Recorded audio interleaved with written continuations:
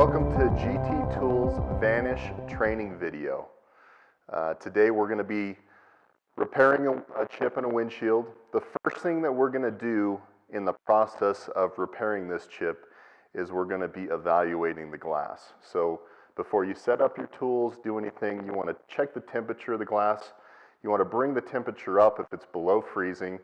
If it's above 100 degrees, you want to cool that glass down and get it into a temperature that's manageable, typically between 65 up to around 95 degrees is your range where you want to actually do a repair. We've got the glass within that range.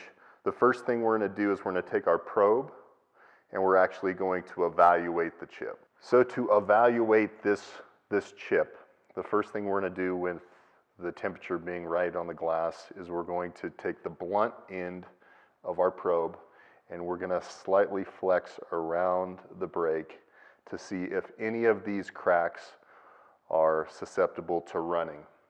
These cracks seem to all be stable, and that just gives us a cue that this repair is going to be a repair that we don't have to be as gentle with, as opposed to a crack that may flex and run where we have to be more cautious with the repair.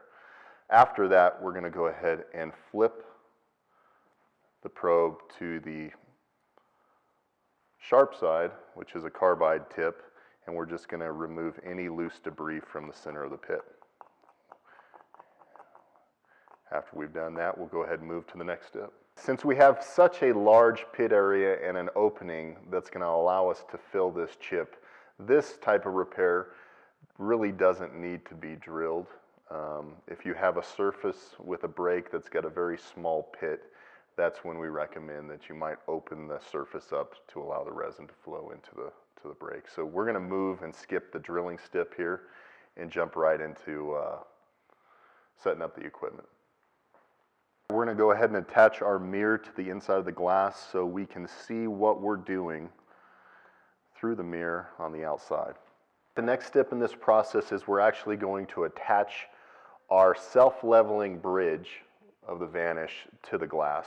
We're going to take a little lubricant and we're going to go ahead and apply a little lubricant to the actual 3 suction cups. You don't need a lot, just a little.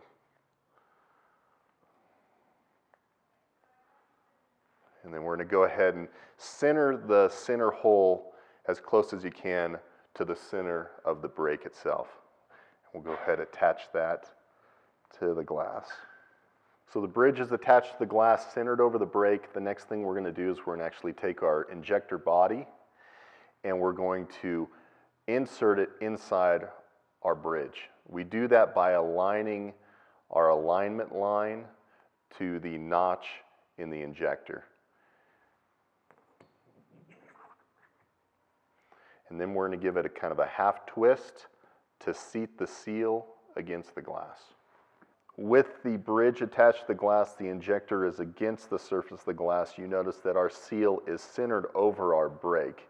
If this wasn't the case, we would make minor adjustments to position or move the bridge so that your center seal is centered over the center of the pit. So now we're going to take our Vanish plunger and we're going to apply some HV resin to the Vanish plunger seals, these gray seals you see right here. We're just going to take a little bit of that resin and apply that to those guys. That's going to allow this plunger seal to slide up and down inside the injector body. Before we insert our plunger into our injector body, the first thing we're going to do is we're going to apply our filling resin. Today we're going to be using our MV. We're going to apply about 4 to 5 drops of resin inside the injector body here. We're going to do that now. So once you insert your resin into your injector body of the Vanish and that flows to the bottom of that injector against the glass, you should start to see some of that pit area clear up.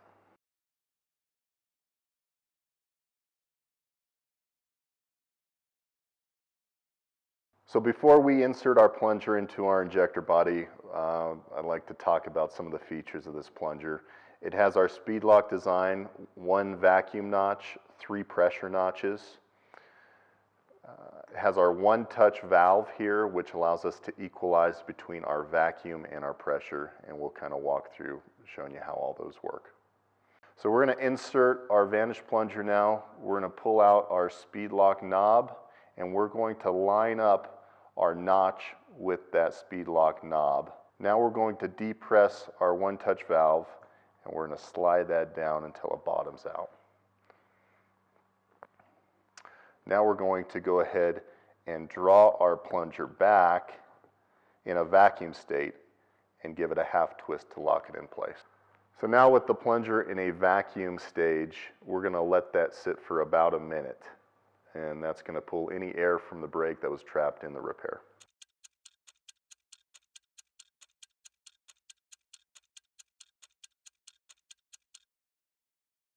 So now we're going to move from vacuum to pressure. To do that, we're going to go ahead and depress our OneTouch valve to release our vacuum, and then we're going to go ahead and take our plunger into one of our pressure notches and lock it in place.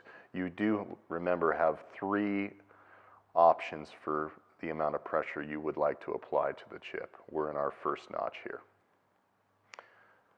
Allow that pressure to sit in the pressure state for 2 minutes.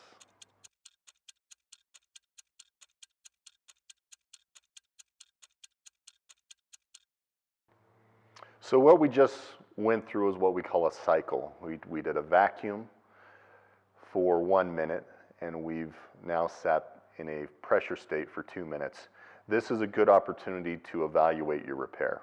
If you see that all the legs of the cracks have filled, at this point we can move to our next step, which is the curing process. If it has not filled yet, we would recycle into our, again, another vacuum and another pressure state. But again, this repair is ready to move on, so we're going to go ahead and cure the repair. So while still under a pressure state, we're going to cure the repair. Your Vanish bridge has a power button that's set with a 15-second timer that will automatically turn your LEDs off once the power button is pressed. So we'll go ahead and go through that process now.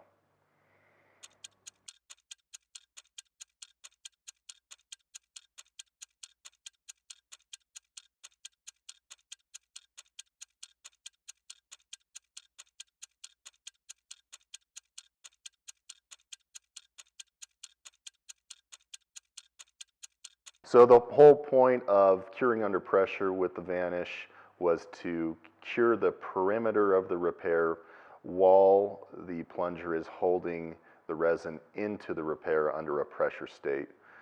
At this point, we can remove our injector from the Vanish bridge and give the pit a final cure.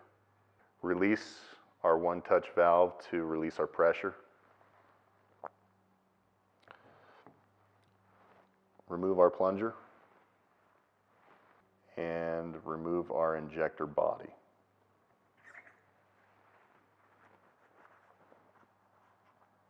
Wipe any excess resin from the glass. So now we're going to take our pit filler and a curing tab, and we're going to apply a small amount of pit filler to the surface of the glass right at the pit. And then we're going to apply our curing tab to the surface. We're then going to power on our LEDs for another 15 seconds to cure the center of that pit area.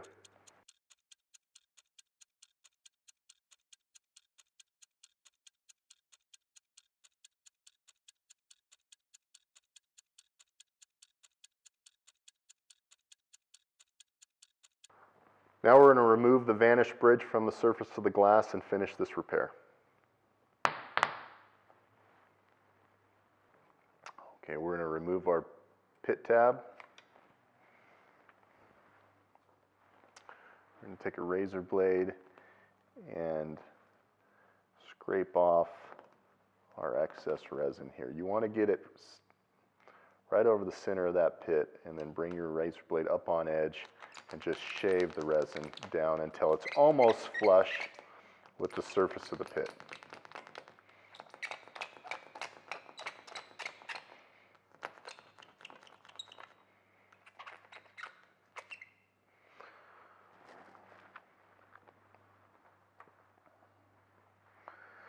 We're going to take a little pit gloss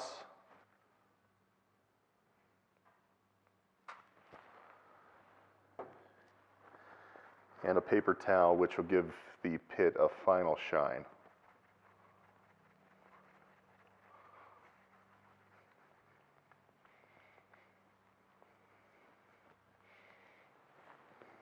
And we'll go ahead and remove our mirror.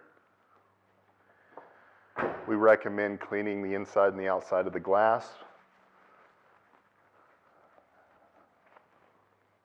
And you're finished with your repair. So your Vanish Bridge is equipped with an internal lithium-ion battery. This battery, fully charged, should produce between 100 to 150 repairs. An LED indicator will turn from green to red when the battery is diminished. That means you need to charge your Vanish Bridge. You can do so by plugging your bridge into the USB-C charger. Charge it for about an hour. We recommend using the charger that comes with the tool. If you do not, you do diminish the life capacity of the battery. Thanks for watching the Vanish windshield repair training video. For additional details about the Vanish and the operation of the tool, visit gtglass.com. Type in the Vanish part number, which will direct you to the product page for additional details, including our manual.